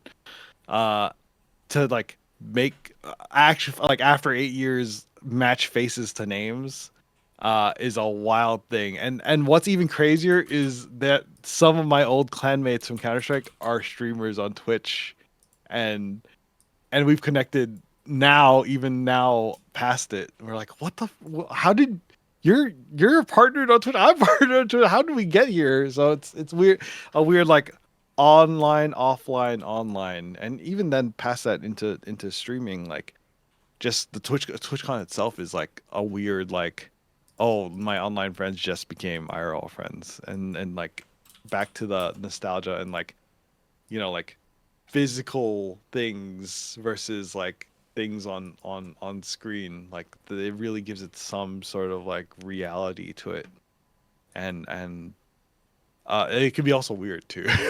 You're like, oh wow, hey, you're taller than you look on screen. Leaf. That's true. I guess meeting people too, just like seeing the height difference. So funny. Everyone thought I was shorter than Zija. So I'm taller than the guy. That was one of the first things that one of my old stream teammates said to me when I met him for the first time. His name, he's like, "Oh, hey, Hunger Service, you're shorter than you look on stream." I was like, "What do you mean I'm shorter than I look on stream? What the hell? I'm taller than you still." Like, what the hell? God. Ellie just showed his age. CS 1.6. Shut up, Christian. Anyway, what as far as like online to IRL friends are concerned, is that like something you ever like worry about in a way? Like, is it something that like is still kind of weird in some fashions? Like, do you like, are you hesitant for people, or is it like kind of like it's gonna happen, let's just make it happen, and like we can see what happens after that? Like, because I know for sure, like going to TwitchCon, a lot of times I'm like, oh, it's that person. Do I go say hi? Like, are we friends that way? Can I get a hug? Like, is that weird? How's it feel for you all? I guess as a female streamer, I'm Yeah. definitely cautious of it. Yeah, for sure. But I also think that like TwitchCon is like a safer environment for that, for sure.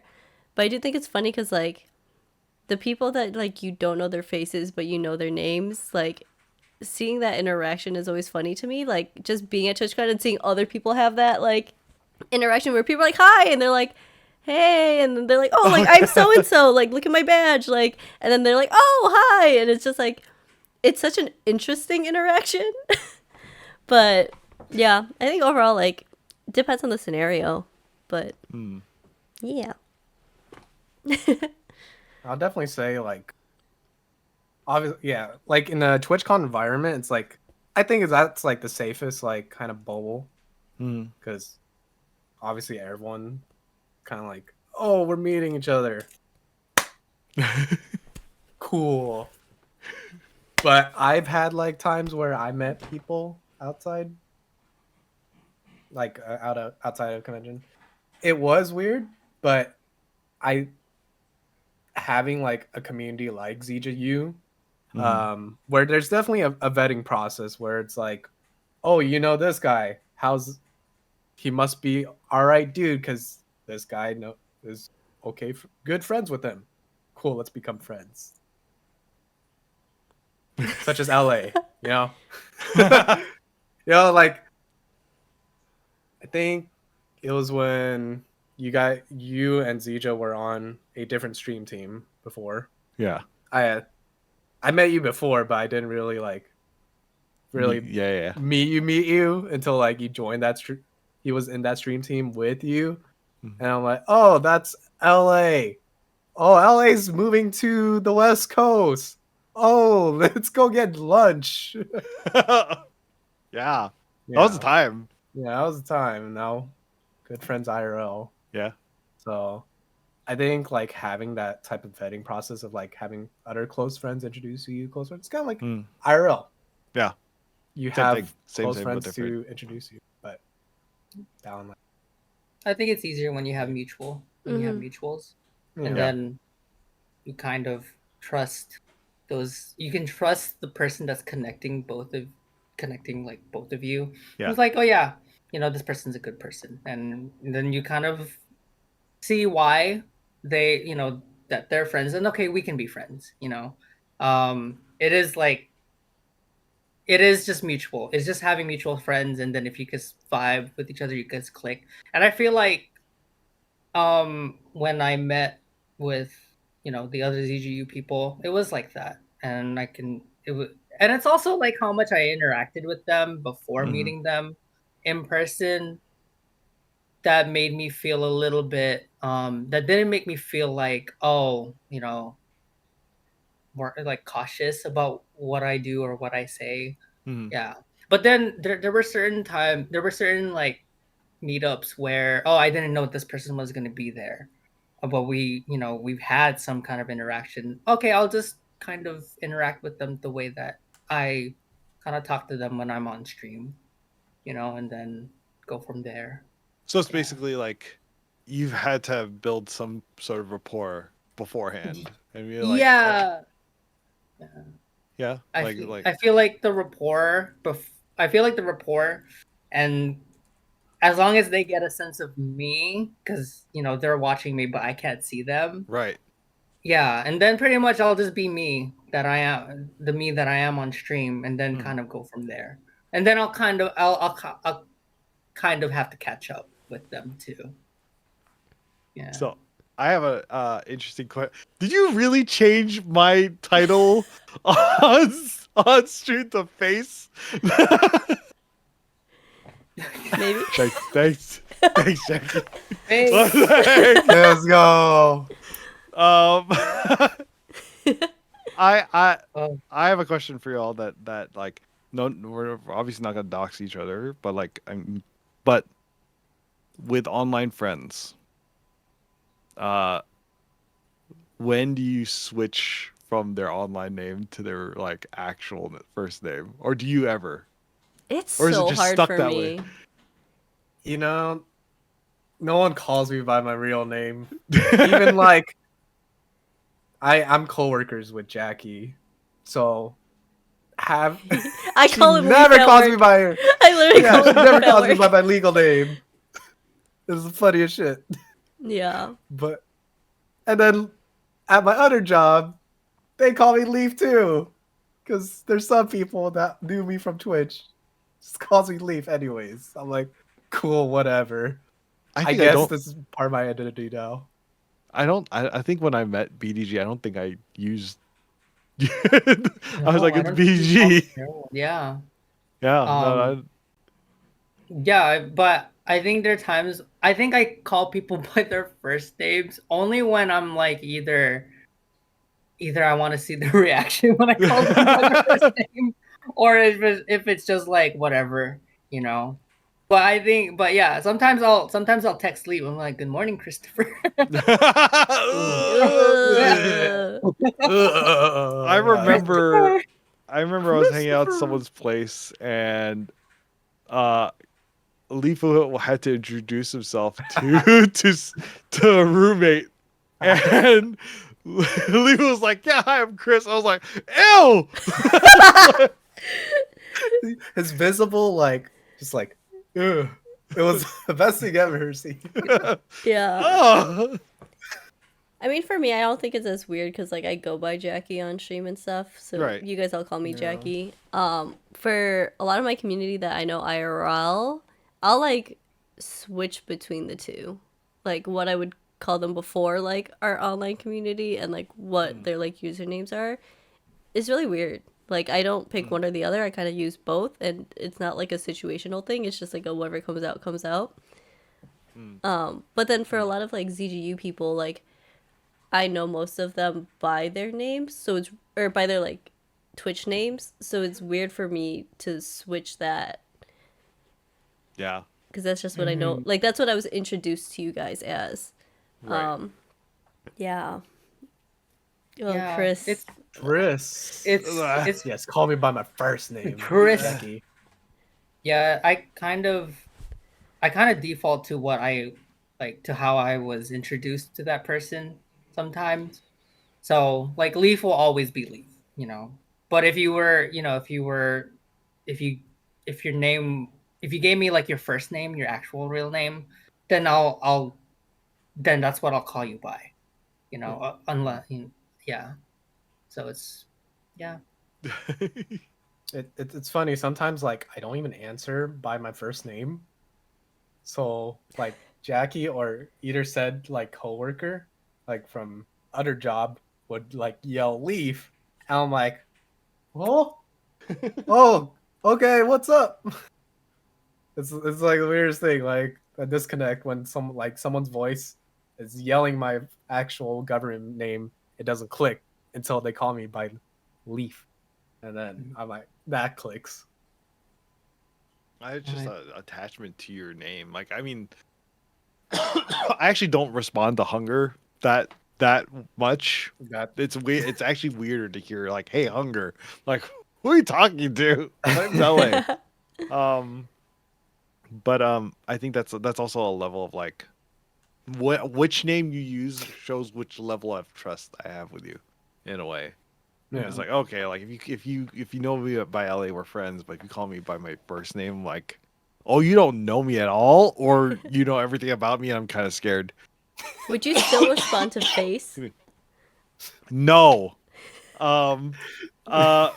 Face is long gone. Like, That I was still have your- old screenshots of the face, but like I am not the face. I am not the face anymore. Thank you. No, that's not me anymore. That's high school / college me. Oh my god, wait, I my think high school existing usernames username. were horrible. Oh, no.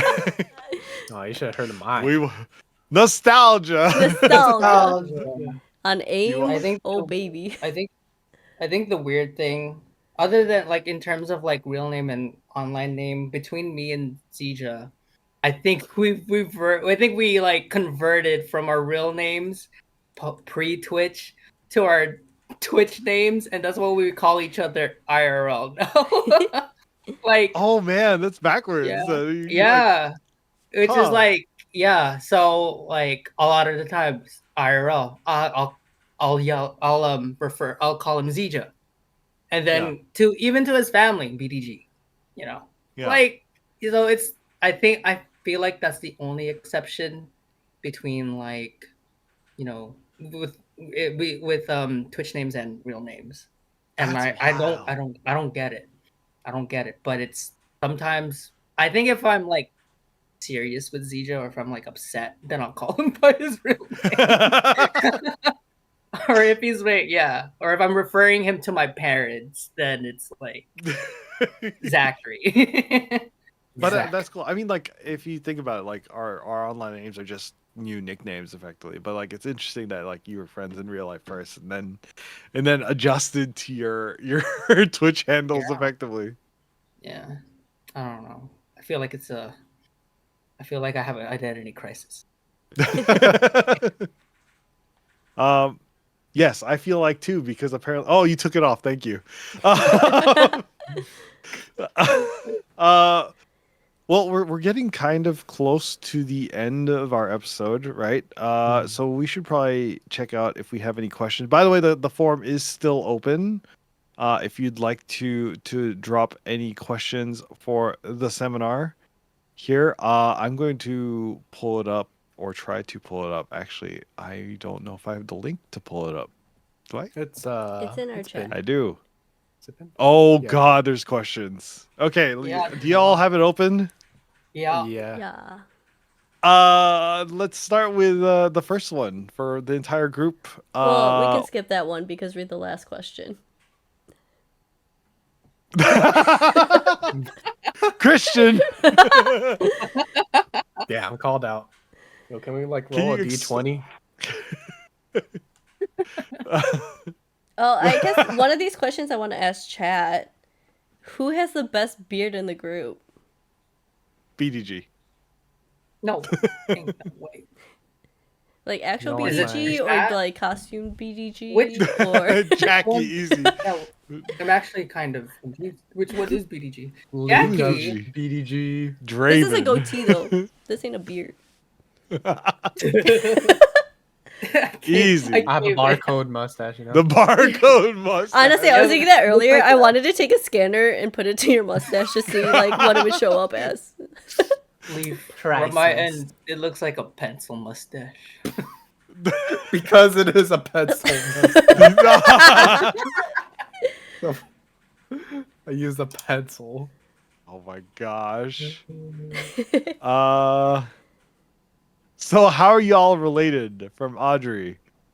Well, clearly, I'm LA's cousin. right?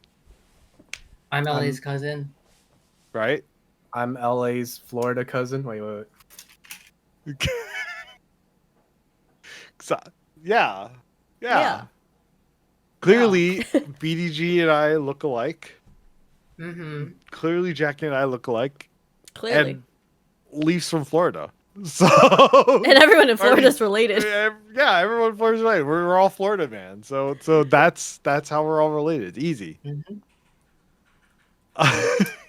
Anyone want to take one of the next questions? There's a lot of anonymous questions. So by all Yeah. means.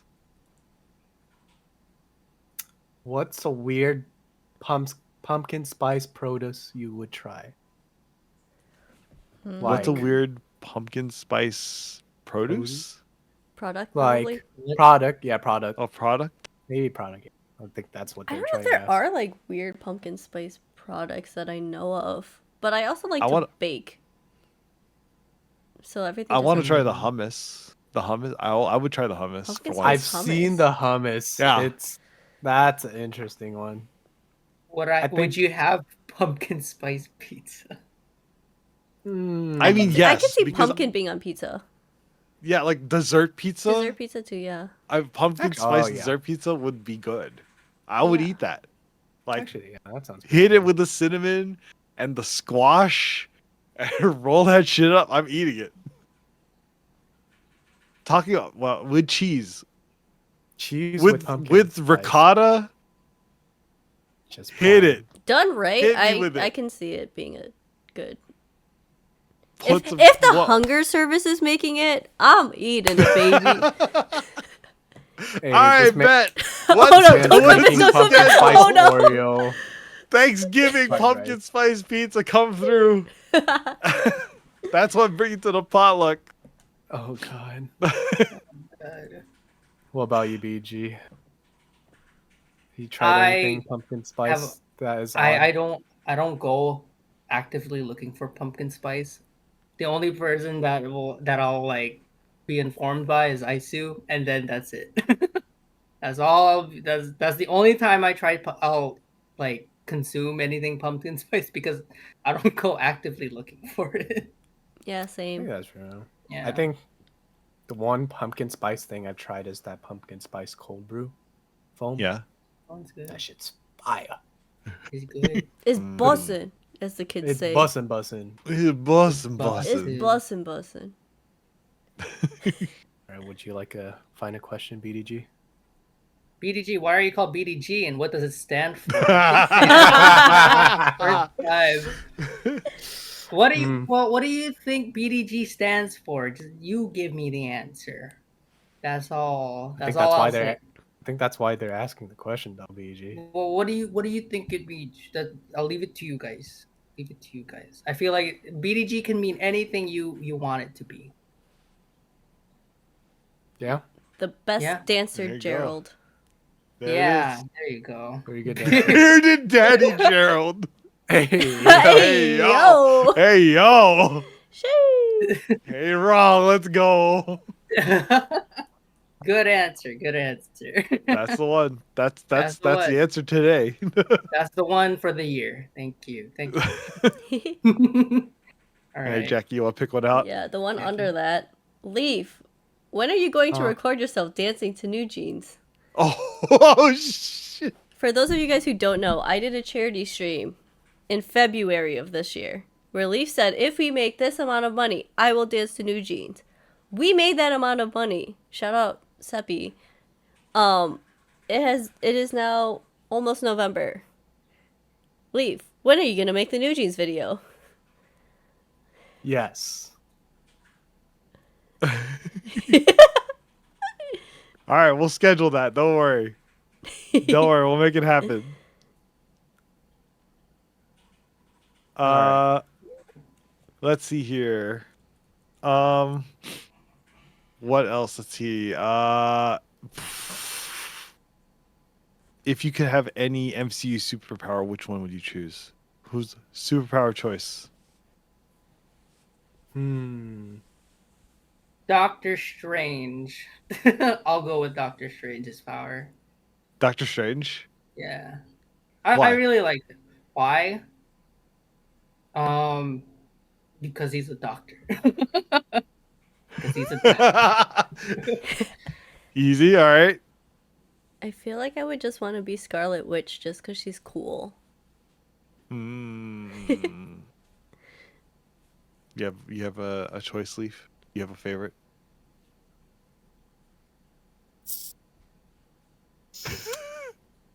Wong. Wong the Conqueror. Wait, Wong. wrong guy. Wong, just Wong. Just Yeah. one. Cool as hell. Just I've being always Asian been is a superpower, you know. I've always been an Yeah. Iron Man stan, so I can't. No, I like smarts. That's Mm-hmm. that's my favorite. I like his suit. I want a suit like that. Anyone want to pick out a question while we continue here? Who's up for a question here? Holy shoot. It's a long question. It's Which a one? really long question. Somebody it was a Wow. very wow, There are a couple long it's ones. the fourth one from the bottom. Going back on the nostalgia topic, I feel personally like a lot of the nostalgia trends in media, films, products, games, fashion, and art are to target audience for their wallet. Like, stop making me spend money. And that is my personal opinion. What is your take? Oh. Dang. I agree that it is like a tactic for people to spend their money, but I eat it up. I am the target audience, and I will keep eating it up. That is my opinion. I feel like if it um I feel like if it impacted me, then yeah, I'll pay money. I'll give it my attention. Yeah. And it's such a like tactic is such a good bait for especially for people growing up um in that target audience that they're trying to aim for. Hmm. I feel like if there's some sort of reverence toward the original, I'm more or less for it because like I like it's like always one of those things where like I got it when I was younger, and now that I'm older, I want more of it. Like I like miss it to the point where I'm like, hey, like it would be great if we got more of that now, or newer as adults. So like all the like every like Mario in itself is like just the nostalgia bomb for me because I love playing Mario games and Kirby games, right? So every new one is effectively kind of like an interesting kind of throwback to like me playing those games as a kid. So I like we'll buy it over and over, even though they're sequels. They're still like at its core the same game. So yeah, in a way, I'm for the I will shill for for all those old games too and remakes and all. So I thank get you. with that. Yeah. No, it does bring that interesting, like, factor of like introducing the newer generation to Mm. said IP. It's like how the LCS, you know, it's you got the older crowd having kids, Mm-hmm. and then those kids grow up watching LCS. So it's like a new generation of just like kids watching the LCS, and like almost like the game is kind of getting revived in a sense. Like it's just an interesting thing to see. I don't know why I'm making. You're using a lot of like. He's This is why if you're just listening to the podcast, you should watch it too in a safe making environment. gang signs. Yeah, That Leaf's like directing air traffic right now. real You quick, know? talking about like the generational part now. I remember seeing a tweet that was like, "My kids aren't gonna watch Bluey. They're gonna be watching Mango vs Armada." Like, and just thinking about like raising kids and like, cause like our childhoods were like when the internet was like still developing and whatnot, and like thinking about raising kids now, and like Oh, it's just wild to me thinking about like the video games they're gonna play and like all this stuff too. It's like it's interesting. no. Dang iPad I will. kids. I just remember my poor nephew. He's like, "Hey, Uncle, play Mario Kart with me." I'm like, I'll smoke you, kid. "Bet." I don't know. Hey, I mean, like, get ready, Pipsqueak. get ready, Pipsqueak. You're about to get wrecked. Yeah. Our, I don't our know. poor kids. I think when I have kids, I'll make them watch like all the cartoons that I grew up with. You're not gonna watch the new Powerpuff Girls. You're gonna watch the OG Powerpuff Girls, kids. Not all this like 3D stuff remakes, like 3D SpongeBob. Like, nostalgia is like rose tinted though, because like I remember some of the old cartoons being like really, really wild, like freaking Not okay. yeah. Yeah. Like Ren and Stimpy was on Nickelodeon. They were- and like Yeah. Ah Ooh. Real Monsters, like those are all like oh, I mean like even like Courage is kind of like Oh yeah. Courage yeah. scared the shit out of me as a yeah. kid. It's wild. Like That was scary. so yeah, it's weird to think about like not all nostalgia is good nostalgia either. No. So Do you not even? I don't. Yeah, Johnny Bravo is like a great example of what would not pass today. No, that No. would definitely not. yeah. Johnny That's Bravo. it's wild to think about like Yeah. some of those shows nowadays. They're like, oh yeah, that's sometimes nostalgia's better left for the past, you know. Probably But there's certain ones you can like look Yeah. at. Yeah, certain- for sure. Do we have time for one more, or are we good? What do you think? Do you have any that are sticking out to y'all? I think that long one was a pretty good one to end on. That was a pretty Yeah. good one. The good one then on? Okay. All right. Yeah. All right. Well, that's it for the podcast today. Thank you so much for joining us live here in chat. And for those of you listening in later on, thank you for listening again.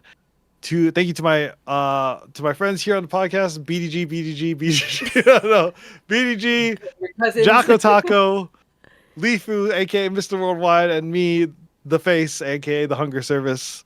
The next podcast, episode 5, will be Sunday, November 12th at 7 p.m. Pacific time, and with a brand new cast, with fantastic people. So make sure you tune in, put it on your calendars right now. But again, thank you so much. Any last words from the crew? I see you enjoying that Kit Kat. Oh, The God. right way of I eating didn't it. notice he was eating it.